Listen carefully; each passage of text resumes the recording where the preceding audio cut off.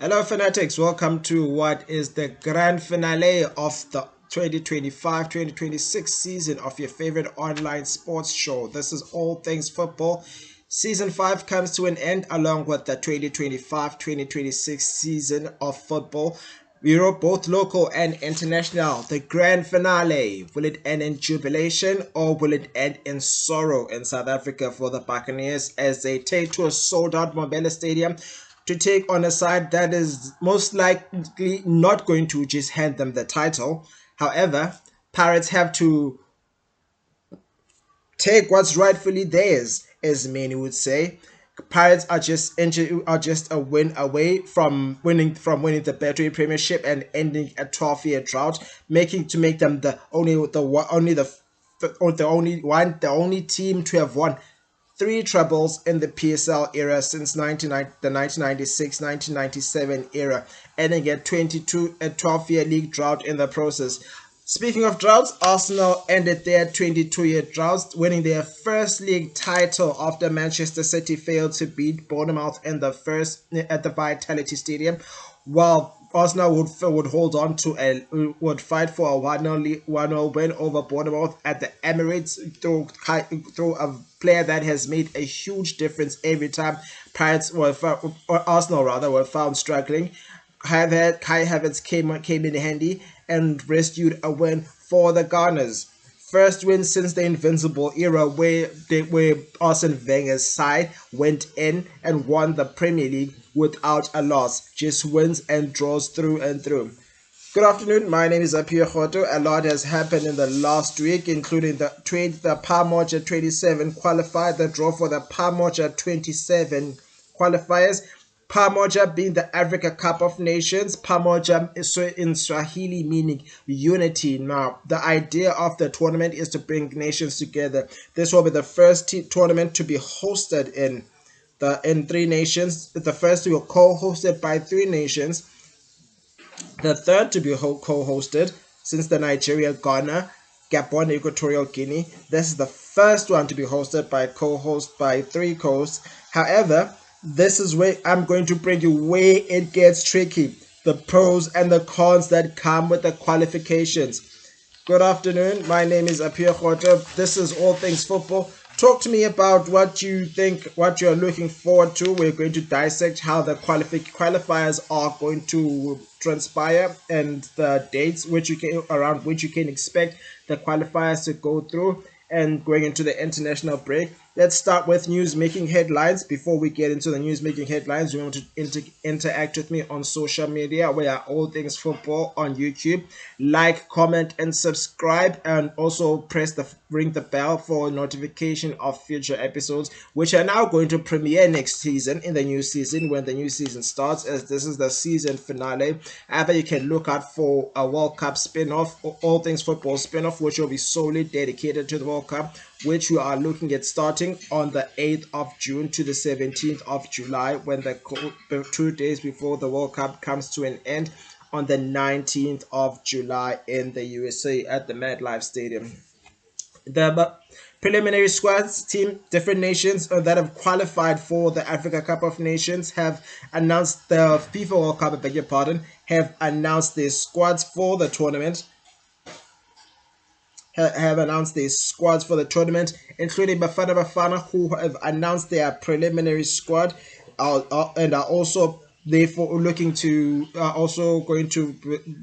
announce the full actual squad, which will include 26 players on the 27th of May. I'll give you details looking into that.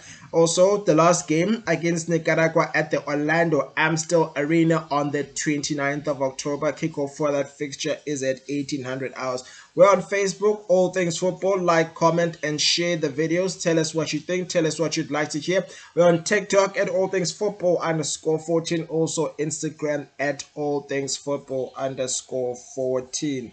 On to our news making headlines. One of the players that has been excluded from the World Cup is Siyabonga Ngezana, who's been left out of the 2026 World Cup, citing speaking to Lucian Siyabonga Ngezana currently plies his trade at FC Stuart Bucharest in the Romanian league. Speaking to Lucian Felipe, who's the current caretaker coach, he did cite that the defender was disappointed in not being included in the World Cup squad. Now there have been talks of the defender not want the centre back refusing to get surgery done on his knee. Now the Romanian club will go into this year without a trophy, which the caretaker did not take kindly to. Speaking to the media, he states that Siabanga was not called up to the World Cup. He is disappointed, but that's life. Football does not end here. Speaking at a press conference before a match in the Romanian league against Hammerstad, he stated that according to Antana AS, speaking to Antana AS at the press conference, he states that he has to respect his club because of the club he was in the national team's attention. Make it make sense. National team's attention. Do you agree with the sentiment? Now, there's always been the back and forth, especially with European sides, and when they have to release African players to take part in tournaments like your Africa Cup of Nations, because around that time, leagues in Spain, France, and Italy are usually England, most namely, are usually active around that time. So they tend to refuse to release players, and they usually manipulate players into saying your space is not guaranteed. You can go, however, your space is not guaranteed. We've gone as far as having managers dictate club managers from Europe belittling the one of the world's biggest competitions and the Africa Cup of Nations. One of them, namely a Napoli president, saying, "I do not want to sign African players because of the Africa Cup of Nations." What does that tell you? We're not being controversial. I'll leave it to you. For the first time, now it does state that he got the national team's attention. I hope he will represent at the next championship. He means well. Let's not. We're not here to discredit him. We can't speak on his behalf. If I'd give him the platform to give Mr. Philippe the platform to answer what he meant by that statement, I would. However, I cannot reach him. Now, for the first time since moving to Romania, he's going to finish his season without a trophy. He's had an injury derailed season, with the defender making only 16 league appearances this season. According to Transfermarkt, the Reds and the Blues were hoping. Now, the side was hoping on Gazan going to the world's biggest showpiece to benefit the FIFA Club Benefits Program, should the 28-year-old star be included in the final squad in the tournament in North America. And we are just 19 days away from the world's biggest showpiece, the football showpiece, that is the 2026 FIFA World Cup, which will be the 23rd FIFA World Cup since the tournament's inception in 1930. 48 teams, 104 games, 39 days. The biggest World Cup to come into existence. This will be it. We're just 19 days away before kickoff on the 11th of June. The repeat of what we witnessed in 2010 with Bafana and Mexico. However, the tables turned at the Azteca, what was once the biggest stadium in the world in World Cup history, when Bafana take on Mexico.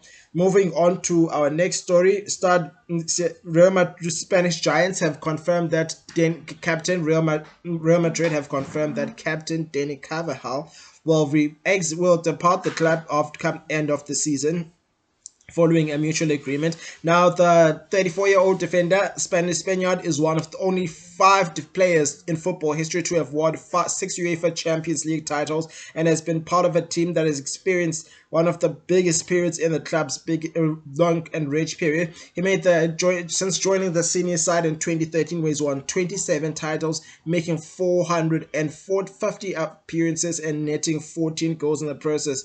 Speaking to the president, Florentino Perez had this to say in the club's website: Dani Carvajal is a legend and a symbol of Real Madrid and its academy.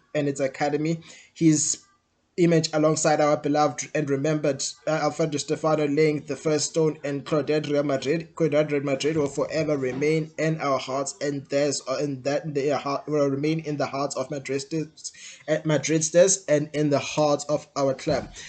Carvajal has exemplified the values of Real Madrid. This is and will always be his home. The club has revealed that they will pay tribute to the defender this Saturday when Los Blancos play their final game, which is tonight of the season, with match day 38 when the league comes to an end.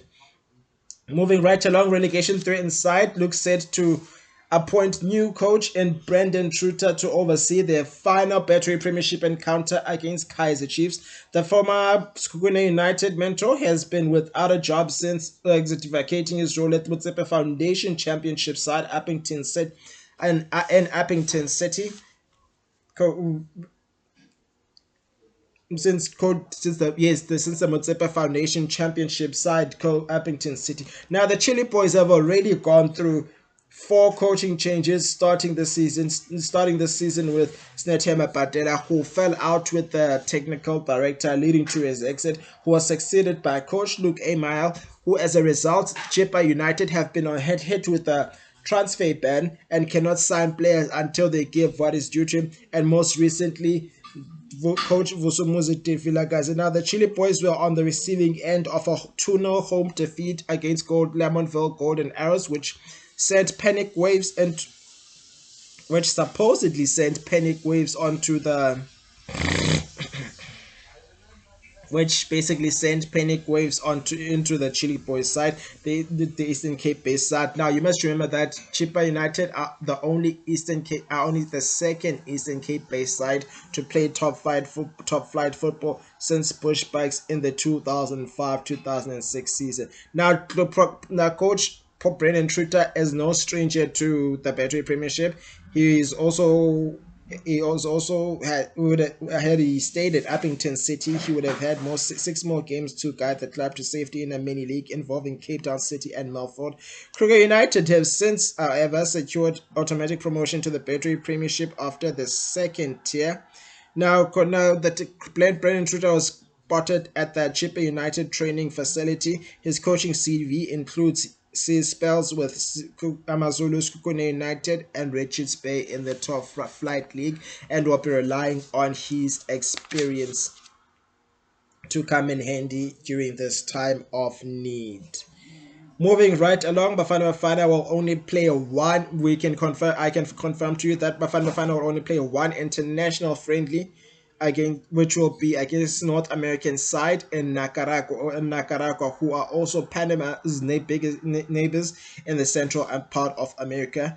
Bafana's alongside recent opponents Panama. Now Nicaragua neighbors are also part of Central America, as is the case with their recent Bafana's recent opponents, who handed Bafana who handed the national team their first loss since 2020 during the COVID, where they lost to Zambia in Rustenburg by 2-1. After going into the game, I can confirm that Nicaragua, who are ranked 131 in the 131 in FIFA World Rankings, the lowest, one of the lowest ranked team nations in the world, are yet to qualify in the World Cup. Now here's where it gets interesting. The squad has 11 players playing for 11 teams, one team specifically, one club, locally based.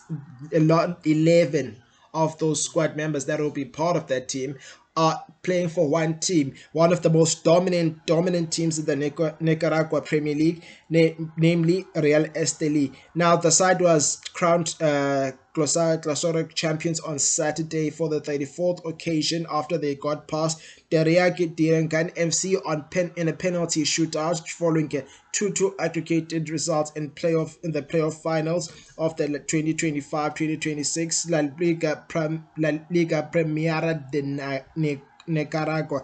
Now the two finalists are the most successful clubs in Liga Primera de Nicaragua. Now players that you're going to come across going into the friendly, or you should look out for, namely Daryl Parker, Herbert Martinez, Marvin Flates, Joab Maguatires, Jose Joaquin Guajano, Lena Moses, Osman Salinas, Juan Barrera, Byron Bonilla, Oliver Bello, and Redman Televera are all from Estelere. Guajano, who's 35 years old, and the skipper Barrera have reached over 100 caps each for Nicaragua and will be the other backbone of the team. They've been in the camp. They've been in the camp for and have been camping for the last week and are preparing to head to South Africa will be preparing for a long distance flight, which will most likely be 12 hours from Nicaragua to South Africa on June before traveling to Paraguay to play their next friendly on June the 5th. Moving right along, speaking of Pamoja, the qualifiers have been confirmed. They have been confirmed now. The total now the draw took place at CAF's headquarters in Cairo, in what was a very interest which created some relatively interesting and rather some tricky groups for most of the sides, which put with the co-hosts all been placed in draws, which will most likely put those teams paired with. Now this is where it gets tricky. The sides that are paired with the host nation will have it hard because only one team, the top team and that group, can only qualify. The other teams, their co-host is just there to take part of the proceedings. Now part one. Now we said 48 teams divided into four pots, into different pots, which were four in total, namely pot one, which saw Morocco, Senegal, Nigeria, Algeria, Egypt, Cote d'Ivoire, Tunisia, Cameroon, DR Congo, DR Mali, South Africa, and Burkina Faso, or Cape Verde. Cabo Verde led pot two with Ghana, Guinea, Gabon, Uganda, Angola, Benin, Zambia, Mozambique, Madagascar, Equatorial Guinea, and Comoros. Pot 3 had the co-host Kenya, Libya, another co-host in Tanzania, Niger, Mauritania, the Gambia, Sudan, Sierra Leone, Namibia, Togo, Malawi, and Rwanda. While Pot 4 saw Zimbabwe, Guinea-Bissau, Congo, the Congo Brazzaville, Central African Republic, Liberia, Burundi, Ethiopia, Lesotho, Botswana, South Sudan, and mostly new entrants and participants in Eritrea, and of course Somalia.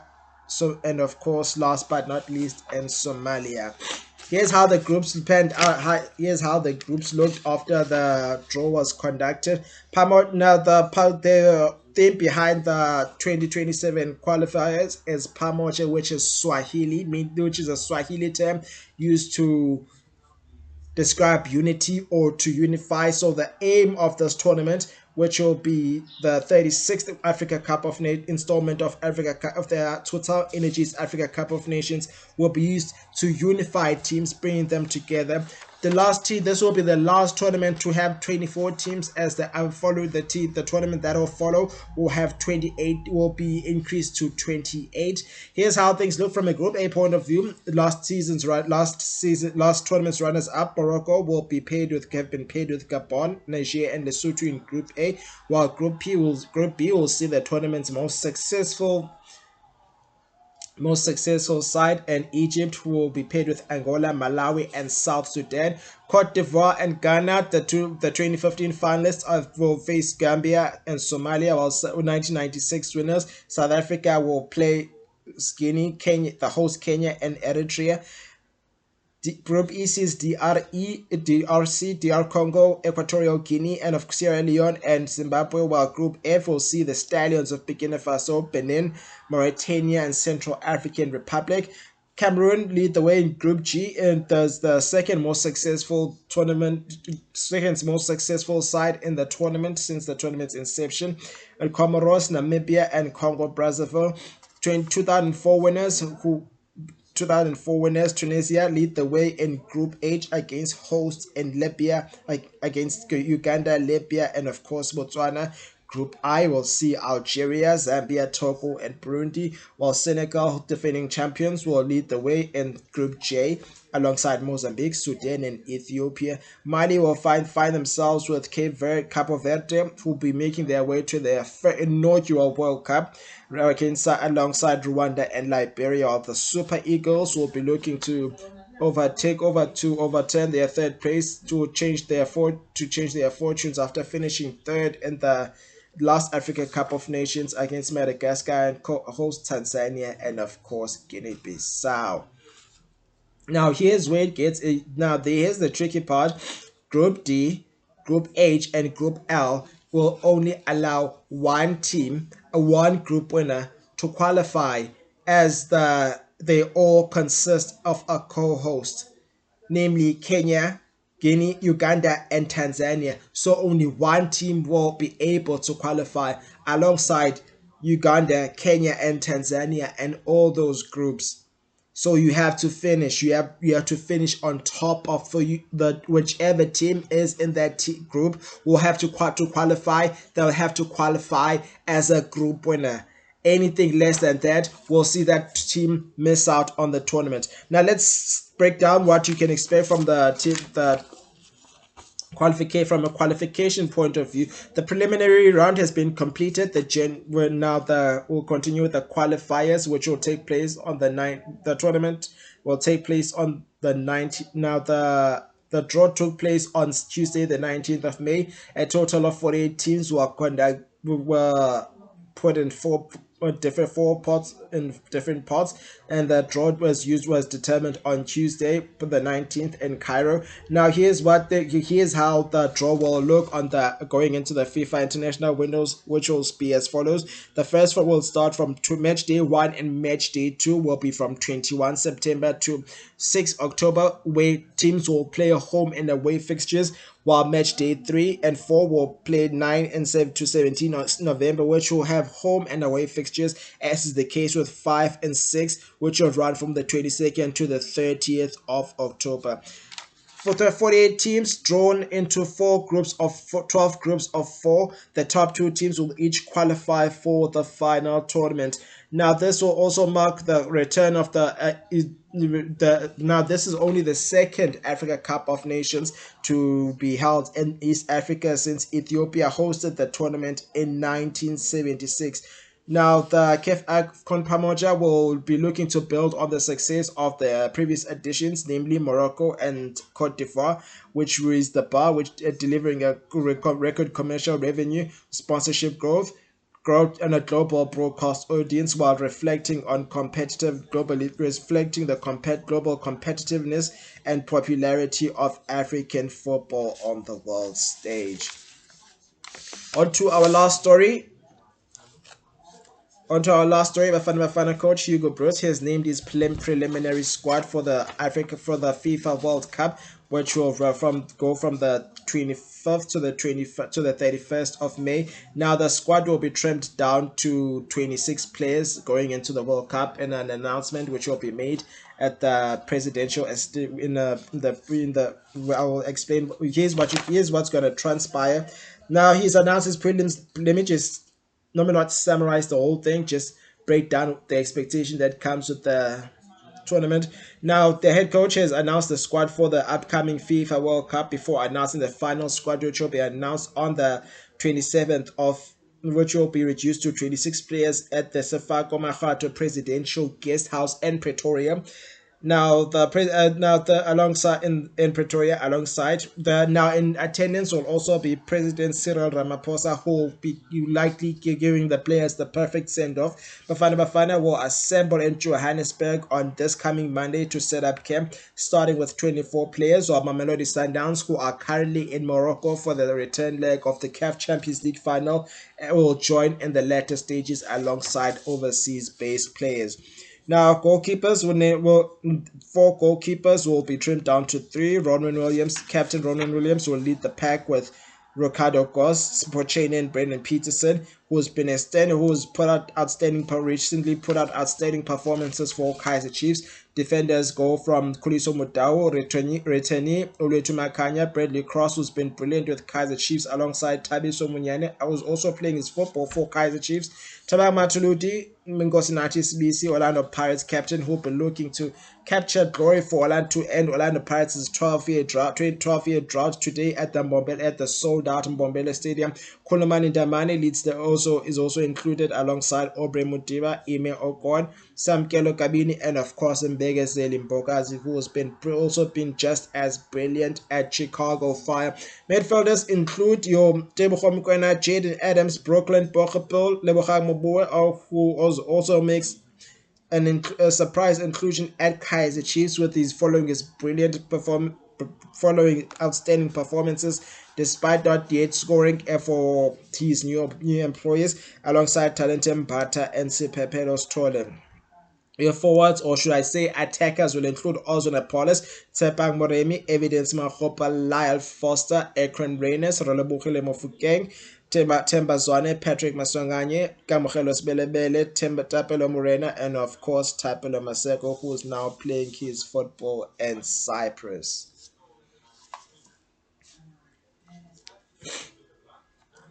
With the stories out of the way, let's turn our attention to what transpired in the penultimate week, which was match day 29 in the Betway Premiership. Orlando Pirates could not put one hand when able to capitalize on the goal difference, which worked in their favor after being held to a goalless draw against Durban City at the Orlando Amstel Arena. Now you must remember that Durban City were also in a fight of their own, looking to make their way to the finish in the top 8. So they were obviously not going to hand them the Betway Premiership on a silver platter. Now, Orlando Pirates. Now, if you follow football carefully, you must remember. I'm sure you remember clearly. Kaiser Chiefs were also in the same position at some point. However, Kaiser Chiefs were in the same position in 2013, where they had to win against Cape Town at the Cape Town Stadium to clinch to put one hand on the title. However, fell short. It would take Platinum Stars losing to Golden Arrows for Kaiser Chiefs to eventually need a point against the then Supersport United to be crowned champions. Failure to which they had taken advantage of, Platinum Stars would have been crowned champions. Now, in what has been an interesting conversation was the former Bushbucks midfielder was synonymous in the 1980s. And Professor Gobane stated that Orlando Pirates will want to avoid the mistake that Kaiser Chiefs made in 1987. If you follow football and you have been around for that long, Kaiser Chiefs were in the same dilemma in 1987 when they needed 1 point in 3 matches. However, would eventually fall short in all three, losing all 3 of them, falling short to Jomo at the hands of Jomo Cosmos and the process. Moving to the still with the Betway Premiership, Amazulu fell short to a 10-man Kaiser Chiefs by an odd goal through Grelepo, who got sent off following a second bookable offense for his celebration jersey. Chippa United going down to Golden Arrows, which signaled the exit for coach Fusumuzi Vilakazi after Chippa United went down to Golden Arrows on home soil. Polokwane City and Moreno Gallants could not be separated, playing to a 1-1 draw. Richards Bay and Sikukune United was also another game that ended in a 1-1 draw, while Siwelele and Mike were too strong for Magesi, beating them by an odd goal. Stellenbosch FC proved too strong for Orbit College, who are fighting for their Betway Premiership lives, playing to a goalless draw. After match day 29, here's how things look in the Betway Premiership. Mamelodi Sundowns and Polokwane City have both played. They have all completed their fixtures. Therefore, will not be active in today's events. Will not be a part of today's events. However, Mamelodi Sundowns are currently in the continent, looking to get on a quest to get that second start, taking a 1-0 advantage against Asfar Rabat and Morocco at the Prince Abdullah Munai Stadium, and we wish them the best of luck, hoping they bring back the second star and make the nation proud in the process. After match day 29, Orlando Pirates were unable to score to secure the 3 points. Are now down to 60. Are left are had to share a point with settle for a point against Durban City, who find themselves in eighth position. However, would still and most and would however would still most likely need a point to secure an actual would still need to secure a point to win to stay in the top eight and most likely face Orlando Pirates in the MTN 8. Kaiser Chiefs have been brilliant. They have been continued their brilliant form. They're now up to 54 points, while Amazulu stay fourth. Mike at the bottom in the top eight, it gets hectic. Stellenbosch will be looking to win convincingly if they're going to qualify for the MTN 8. Durban City will be looking to get up to secure a point to say the least to ensure safety, while Polokwane City, Golden Arrows, and Sekhukhune United in alongside Amazulu have all marked themselves safe in the top eight. Speaking of the relegation dogfight, Chippa United will need a point to most likely need 3 points to secure safety.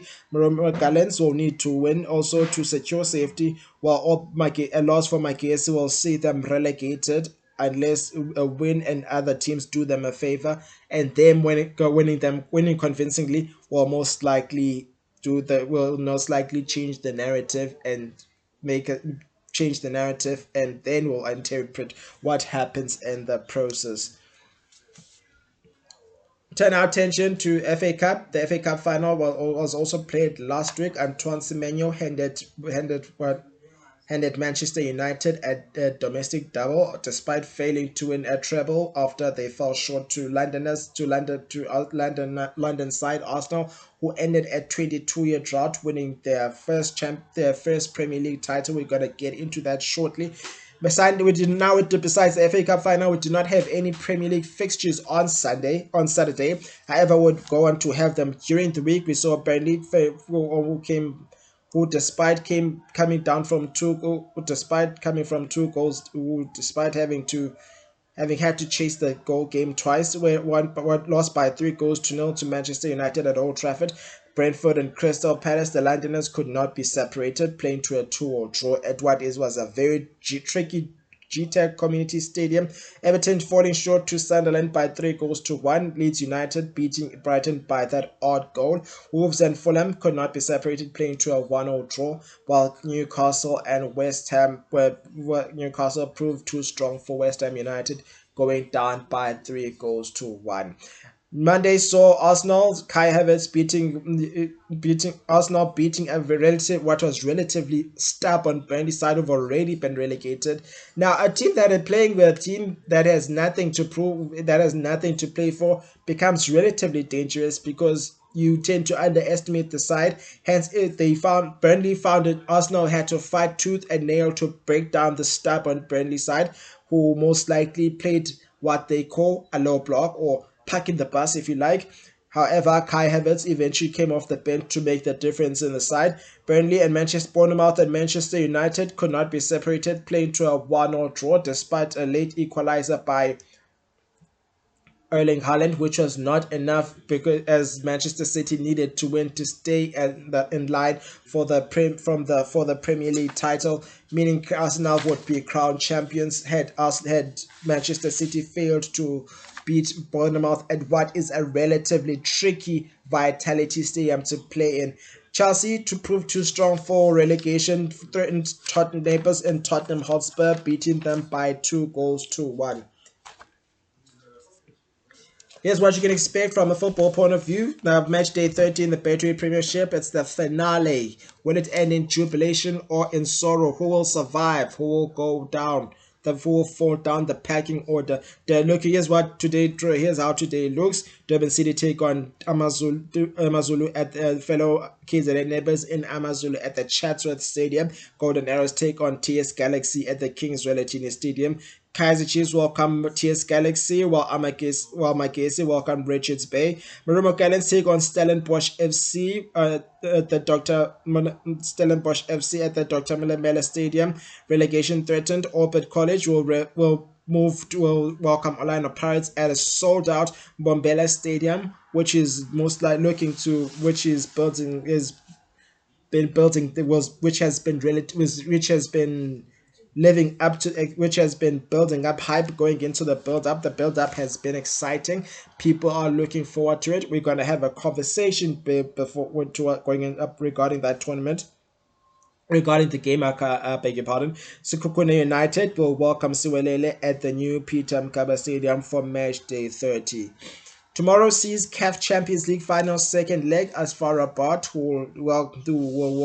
be looking to overturn a 1-0 advantage which was in an odd goal that was scored by Aubrey Mudiba at Loftus Versfeld in a game that saw ugly scenes towards the end as the Asphalt spectators fought with Sundown spectators fighting who fought with there's Asphalt Rabat spectators were seen fighting and was seen come in confrontations with Mamelodi Sundowns spectators and also fought with the South African Police Service in the process. We saw videos of an Asphalt spectator pepper spraying a South African Police Service official. Those are scenes we do not like to see in football. We hope CAF will deal with that matter accordingly in due course. Here's what you can expect from a English Premier League point of view. In a Premier League, we don't call it the English Premier League anymore. We call it the Premier League, I beg your pardon. Manchester City will welcome Aston Villa. We're looking to go give Coach Pep Guardiola, will be managing his last game at the Etihad after a successful stint with the blue side of Manchester. Fresh from winning the Europa League, Aston Villa will be looking to go carry their fortunes into the game and will want to avoid going into the game with a Europa League hangover, handing Coach Unai Emery his fifth Europa title overall. Brighton, then Man City neighbours, Manchester United will travel to Brighton, while Fulham will welcome Newcastle. Tottenham Hotspur will take on Everton. Failure to win will result in them being relegated, provided West Ham beat Leeds United. Liverpool welcome Brentford. Burnley take on already relegated Wolves. Another side that's already been relegated, Nottingham Forest and Bournemouth are already safe. Bournemouth will be looking to qualify for the Champions League, provided results work in their favour. West Ham welcome Leeds United, at the London Stadium. A loss for them will see them relegated if Tottenham beat Everton at the Tottenham Hotspur Stadium. Sunderland welcome Chelsea, while Crystal Palace will welcome the newly crowned champions at a very tricky Selhurst Park. Saturday 30 May, we'll see what will be a champion versus champion UEFA Champions League final, which will see defending champions in Paris Saint-Germain, who will be looking to be only the first French side to win the UEFA Champions League, with their rivals in Olympique Marseille having won their only tournament in 1993. Arsenal will be looking to erase the heartbreak of 20 years ago, where they fell short in the final despite scoring a lead opener through Sol Campbell in Paris, France. Now, Arsenal scored an opener in that final against Barcelona 20 years ago. It was exactly in May this month of May, the 17th of May rather, or in 2006, we're in the Paris, in Parc des Princes, start the Paris Stadium rather, or France if you like, where they fell short despite taking the lead in the first half through Sol Campbell, while only for the lead to be overturned in a space of 10 minutes through Samuel Eto'o and Giuliano Belletti, leaving them with a 2-0 defeat in the process.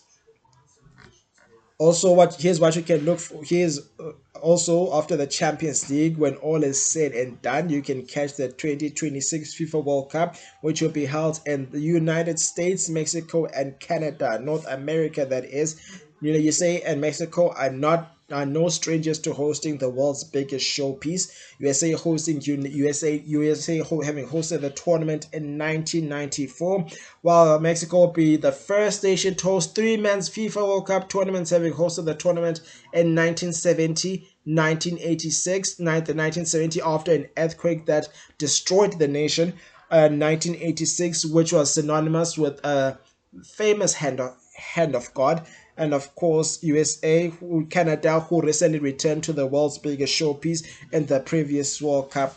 Okay, also added, catch the Bafana squad announcement on Wednesday, the 27th of May at the Sfako Mahato Presidential Guest House in Pretoria.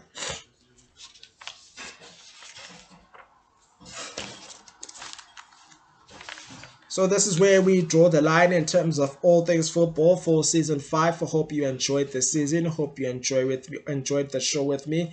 I appreciate your views. I appreciate your opinions, your advice on the picture. I'm well aware of the picture and what needs to be done.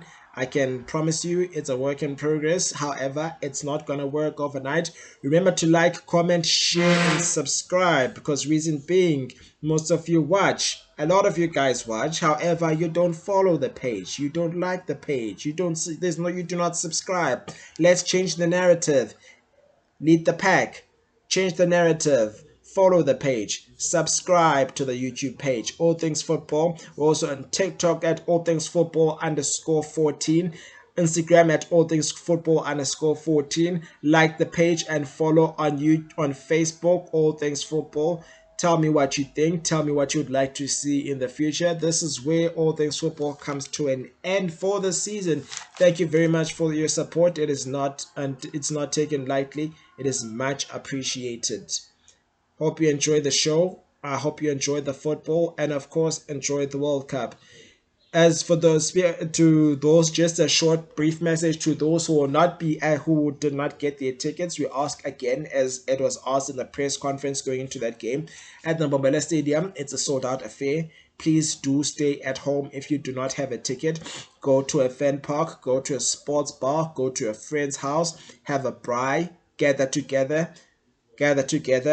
Should you force matters and go and cause trouble, law enforcement will be forced to deal with you, and you'll most likely spend the night in a holding cell, and you will have your court case. You will have your day in court on Monday. Now we want to avoid getting unnecessary criminal records for being unruly and tainting the image of the beautiful game in the process.